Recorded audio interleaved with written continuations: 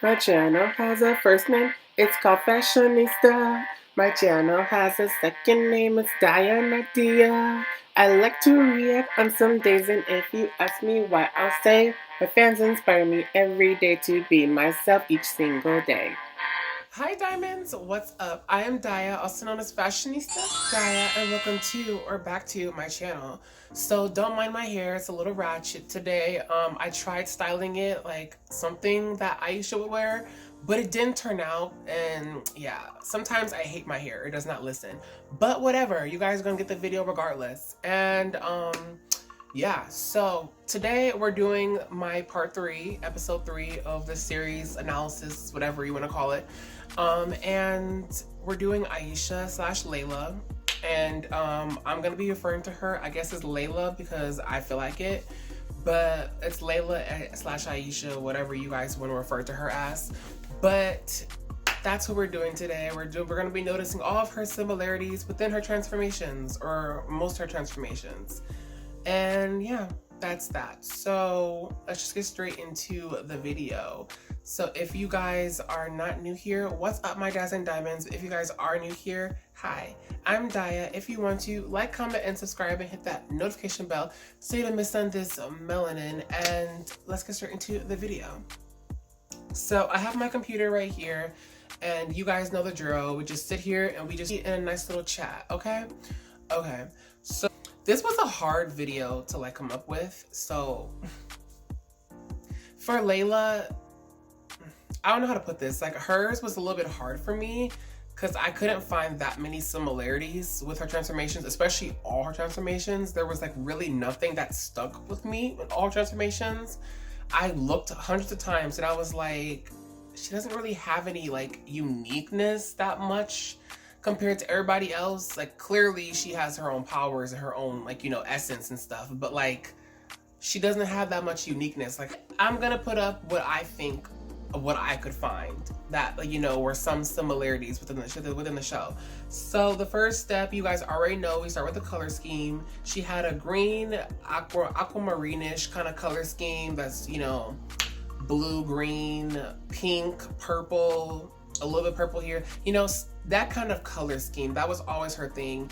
And as you guys know, she is a little bit more complicated than the rest of the members, because not only did they change her name within, whether you watch the show in Italian, English, or Nickelodeon, whatever, English, Rye or Nickelodeon, whatever you watch it on, her name is different sometimes, and her powers are different. So it's just all around different sometimes.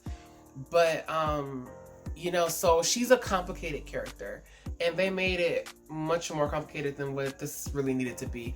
But if you guys watch the original, she is like a fairy of Morphix, which is like basically she can like, it's like taking shapes. I really don't really know exactly what it is. Like I'm gonna Google it, but like from what I can see where we're using her powers, it's like the power of taking shapes of things, and she could use water to like take forms of things, and then that's why her powers were purple and not like blue like water, because she had Morphix powers. So after like Googling it off the Winx fandom website, it says that Morphix is a fuchsia pink, which is why I have the pink background, malleable substance derived from the rearrangement of water molecules. Before it is molded into anything, it often takes the form of fuchsia pink glowing sphere in Aisha's hands and encases her whole body in a fuchsia pink glow. Aisha might be able to change its appearance to the form of a darker magenta fuchsia color. She can also change the face / viscosity of the liquid substance. So that's basically, you know, what her power is. And it comes from the Greek word morpho, or / morph, which is the meaning form of, or like shape or something like that. So like it's basically she can like take form. She can use her like water powers to like take form into different shapes, if that makes sense. Like I don't know how to explain it, honestly. You guys get what the fuck I'm talking about. But like if you look in the Nickelodeon version, she says she's the fairy of waves, which it's weird because it's still the same thing. Her power is still like, you know, Morphix-y. It's not necessarily like watery. It's more still like her power is still like purple and more like, you know, the water molecule slash like shapeshifty kind of thing she had in the original.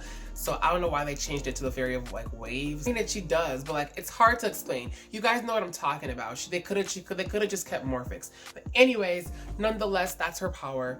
And that's when I go into the next thing, which is like she has bubble effect. Says she's a fairy of waves slash Morphix. So of course they're gonna have watery kind of concepts, you know, water, bubbles, you know, stuff like that.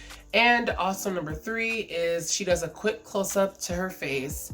And with this, like I've noticed in all her transformations, like she tends to like have a quick close-up to the face of her doing anything. Like it's just very subtle, but it tends to be very quick. But that's what I've noticed. And she also has her hair mostly down. That's what I've noticed, and especially throughout the show in her transformations, her hair is always mostly down. But also in transformations, she tends to have the same kind of, you know, half up pigtail look with half down, or the ponytail like in Cyrenix, you know, or stuff like that. She tends to have her hair down though for the most part. And also her hair changes color. Now that's something that maybe people may or may not have noticed, but her hair does change color sometimes in her transformations. And it goes from like brown to more of like a chestnut kind of purple like ish, like, you know, it goes from like a deep brown to like a lighter brown sometimes, or it goes like a purplish kind of brown. So like you can see, like you'll see when we start talking about her transformations that, you know, her hair changes color sometimes. And I've noticed she also always has pink lipstick. Like it's always, whether it's a light pink, the hot pink that she used to always wear, or if it's like deep pink or like, you know, a darker pink, she always has some kind of pink lipstick on her lips. And last but not least, I noticed that they always kept her hair curly, which I love, because I mean, it's her trademark. She looks the best. Like they haven't tried to straighten her hair or do anything crazy like that. But I will say, for the most part, her hair was curly. But in Cyrenix and Enchantix, her hair was like, it did look straightened and then waved a little bit. But for the most part, her hair was always like natural. And that's what I love to see. We love to see it, period. But I just wanted to say that because it's very like good. It's like the little things like that matter, you know? So, but those are just all the things that I've typically noticed. So let's just get straight into the transformations now. So starting off with the original first transformation, we have her first transformation, the Magic Winx and Magic Charmix. And for Magic Wing, notice that, you know, it starts Rye version. It starts off with, you know, her face, and she does this whole like warrior kind of concept. And she's like screaming, and then she does her transformations. You know, she has the green outfit, the blue background, and hers is really quick though, you know, really quick. And then she does her little cool pose at the end. But for me personally, I think the Magic Charmix is better. Nickelodeon did a better job with transformation, because I feel like the Aisha's was very rushed. Like, it was very rushed, in my opinion. The Magic Charmix felt like it had a bit more love to it. It definitely was rushed, but like, it had more, I don't know how to explain it, but like, it just felt like they cared more in the Magic Charmix. And she has the little bubbles, you know, definitely closer to her face again. And I love how she floats up in the air, and how she gets her wings in this. I love it. I love it. The only thing that I don't like about the Magic Charmix is the ending. Her ending pose for the Rye version is 10 times better. And let's get straight into Enchantix. And for Enchantix, I loved it. I'm not gonna lie. I was so happy that she was the first Winx to get her Enchantix, because she deserved it, period. I also will say she was snubbed because hers was shorter than everybody else's. It was like 2 seconds. They really did nothing, but it was one was definitely one of the most beautiful. Like, honestly, I love her hair like that. I love how it goes up into that, and you can see her hair does change a slight color. It goes from deep brown to more of like a purplish brown, like I said earlier. And she has the green outfit, like I said, and yeah, I think there is some, yeah, bubbles in the background too. There are some bubbles in the background. And she has, you know, the pink lipstick. And of course her hair is still curly. We love to see it and stuff like that. It just looked very like water Amazon princess, and I loved it. I loved it. And for the 3D Enchantix, it was very pretty. I loved how they had her Morphix playing around with her. She had more of like movement, because like in the first 2 transformations, she didn't really have a lot of movement. She just kind of like stood there. But in the 3D Enchantix, she was moving around and jumping and, you know, doing all kinds of stuff. It just was pretty. It was pretty. Now for Bloomix, I want to say like this was probably one of her best outfits. Like I love this outfit. You can see how the water comes in. Like I said, she has a water, the Morphix or whatever you want to call it. Like the water comes up and it like starts to like go through her body. I loved it. Now this is where you really start to see her theory of waves kind of concept. And you can see that the water starts to like control her, makes her outfits. And I think that's so cool. And it's just a beautiful look. It's a very beautiful look. And the wings, oh my gosh, her wings are so beautiful. The little like dewdrop crescent moon look, it looks so beautiful. And the way she just stands on the water like she's Jesus, like what? I loved it. Like that was so beautiful. So beautiful. And let's not forget Keke Palmer voicing her. Period. Skipping over Sophix and Lovix because in Harmonix though, oh my goodness, so beautiful. Like her melanin looks so good with that green, like that green concept. Like she always wore green all the time, but like the green looks so good on her melanin. It just looks so good. Like I'm wearing green right now. Like oh my goodness, it just looks so good. She just looks probably the best here. Her hair was down in this one as well, just like the last transformation. That green dress was just beautiful. Her hair is wrapped up at the end. It's so pretty. And that ending pose is just so seductive. Like, period, bitch. Period.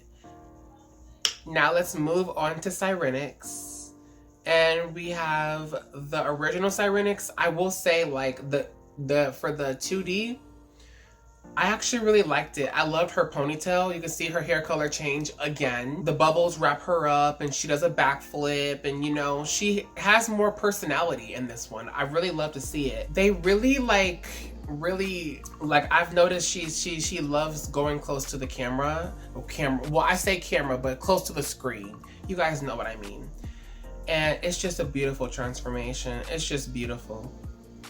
3D obviously is better because it just looks more rich and raw.